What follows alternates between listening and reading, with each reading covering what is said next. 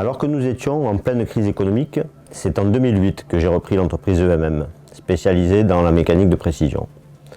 Gérée de façon très artisanale, l'entreprise a été frappée de plein fouet par cette crise et s'est retrouvée en grande difficulté. La priorité a donc été de redonner un nouveau souffle à l'entreprise par une amélioration de son organisation et de sa gestion. La première étape a été de déménager pour s'installer dans des locaux plus adaptés, plus modernes, locaux où nous sommes encore installés aujourd'hui. Dans la continuité, nous avons optimisé nos outils de production pour les rendre plus compétitifs. Nous avons réorganisé nos services avec l'objectif d'axer notre développement dans les industries de pointe, telles que le spatial, la défense, le naval, l'optique ou encore l'automobile. Parallèlement, nous avons diversifié nos services. Tout d'abord en proposant une prestation plus globale et ne plus se limiter qu'à la mécanique de précision.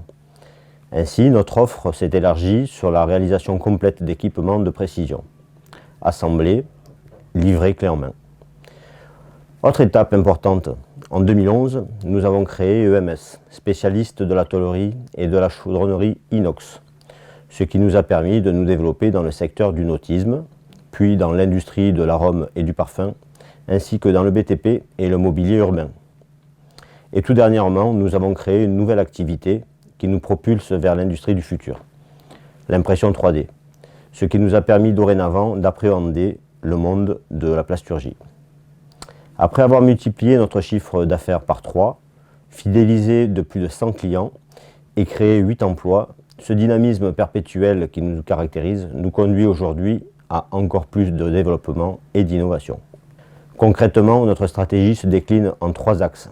Tout d'abord, la modernisation et la digitalisation. Un nouveau logiciel de FAO pour piloter nos machines avec plus d'agilité, plus de réactivité et plus de productivité. Un serveur informatique relié à toutes nos machines pour une centralisation et une gestion des données. 2 nouvelles machines numériques plus performantes, là encore pour gagner en productivité. Le deuxième grand axe de notre stratégie, l'agrandissement de EMS, avec un doublement de sa surface d'activité et un rapprochement géographique avec EMM. Enfin, troisième axe, l'ingénierisation du groupe, avec la création ou l'acquisition d'un bureau d'ingénierie pour élargir à nouveau notre offre de services, en incluant la conception, le calcul, l'industrialisation.